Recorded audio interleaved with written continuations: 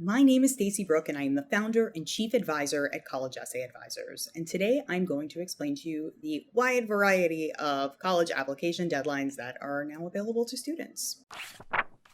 Every year, people come to us asking the same questions as deadline details get more and more complex. What is early decision? What is early action? What's the difference between the two? What's rolling admissions? When must you send off your applications for schools with those? So I am going to break down each of the application deadlines, what they mean, when you need to get things submitted by, etc. Before we get started, not all schools, it's important to note, offer all of these options. Not every school is going to offer early decision or early action.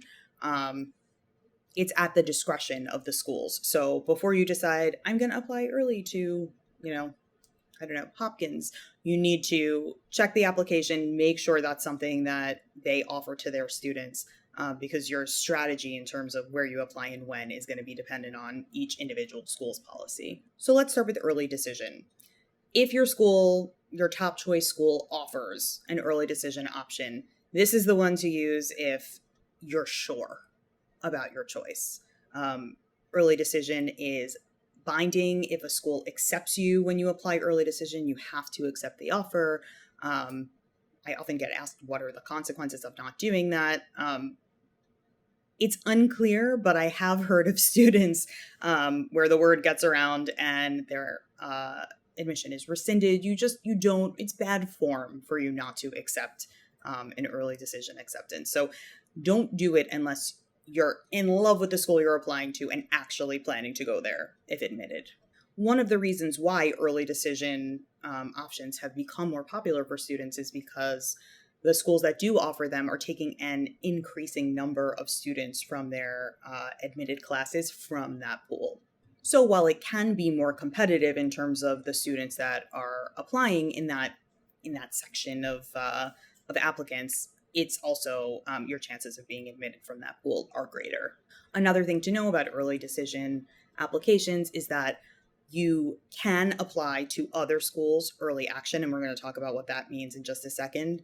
But you can only apply to one school early decision, which makes sense because if you get accepted, it's binding. So you can't get accepted to two schools early decision and then withdraw from one. You can only apply to one or ED. So that is if you have a drop dead dream school and they have an early decision option, it's probably something you want to consider.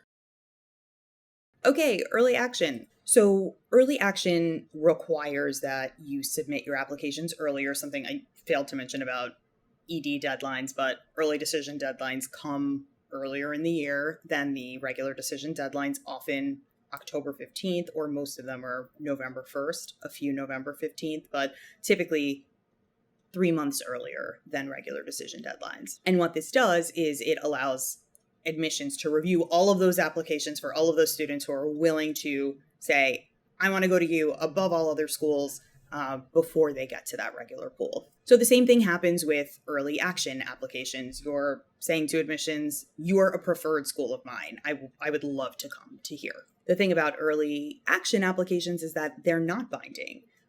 So if you are accepted, say, to University of Michigan early action, you still have the flexibility of 1, waiting for other early action decisions to come in, 2, seeing if you also apply to an early decision school, how that shakes out.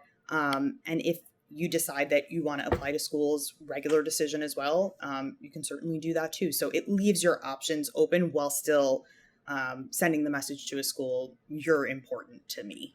The nice thing about applying early, be it early decision or any kind of early action, is that you get your results back earlier. So instead of waiting until April, May to get your decisions back, you'll hear from schools usually by middle of December. A few schools have been reporting post-January, which is a little frustrating because it means you need to submit your regular decision applications before you get your early decisions back. But for the most part, schools are trying to get back to you before you need to submit those regular decision apps.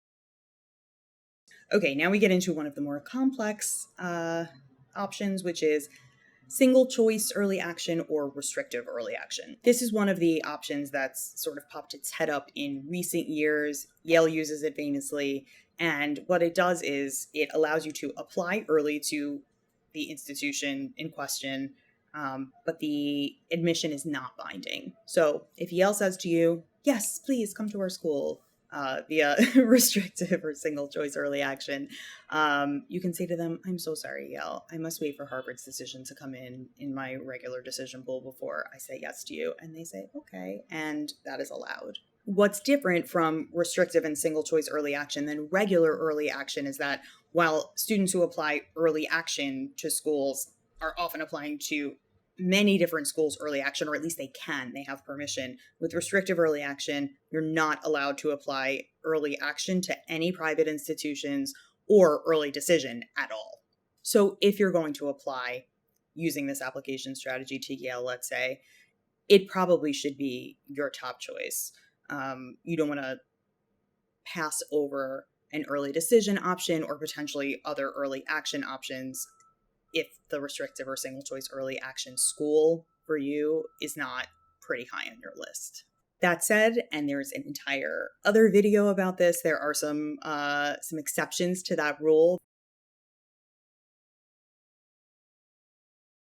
Rolling admission, one of the less talked about application deadlines. It doesn't come up super often these days, but there are a handful of schools that still offer it. And what's incredible about rolling admissions is the sooner you send in your application, the sooner you get back an answer. So the way this works, ideally, is for any schools that have rolling admission, you just get those in as soon as you can. Admissions reviews them as they come in, and they send out their decisions as they make them. So this is a really nice way to potentially secure some really early acceptances, lift some of the pressure of, am I going to go to college, period, at all? Finally, regular decision, good old regular decision. Don't forget about that. Even if you are applying to early decision schools, early action schools, rolling schools, any of the other ones we just talked about, in all likelihood, you're still going to prep quite a few applications for the regular decision deadline, which in most cases is January 1st, January 5th, somewhere around there. I recommend that all students start working on these way before their December vacations. You don't want to spend your entire holiday working on college essays. Not even I want to do that. And regular decision is it. Once you finish those applications, it's over. You're done. Hopefully, really all of the stress from this process is gone. There's nothing else you can do to increase your chances. So we eat some ice cream, we throw some confetti in the air on New Year's, and we call it a day. No matter what schools you're applying to, I highly recommend just triple checking to make sure that the options you think they offer in terms of deadlines are actually offered, and just prepare in advance as much as you can and get those applications out.